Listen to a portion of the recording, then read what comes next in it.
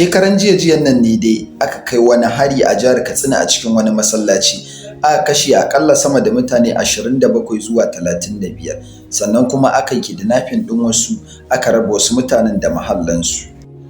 Amma kuma har kawo yanzu babu wani jami'in gwamnatin tarayya da ya zo ya jajanta wa mutanen da abin ya faru da su, ko kuma wata sanarwa da gwamnatin tarayya ta fitar akan wannan mummunar kisan da aka yi. Duka hakan na zuwa ne daga shafin Hamza Nuhu Ɗantani, shafinsa na Facebook, inda ya ƙara da cewa an yi irin wannan kisan gilla a jihar Benue a yayin da fadar shugaban ƙasa sai da ta fitar da sanarwa, wanda sai da hakan ya sa shugaban ƙasar Najeriya Bola Ahmed Tinubu ya ɗauki ƙafa ya je har garin da abin ya faru don yi musu jaje da kuma ba su tallafi a ranar 18 ga watan Jun shekarar 2022. Nuhu Ɗantani ya ƙara da cewa, ni kam me mutanen Katsina suka yi wa gwamnatin tarayya ne?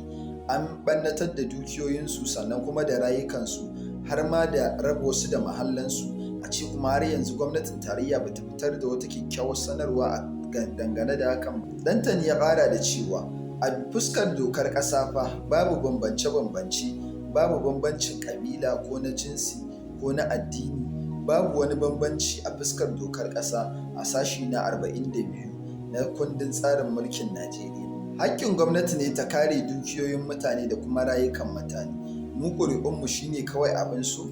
Allah ka sa mu dace.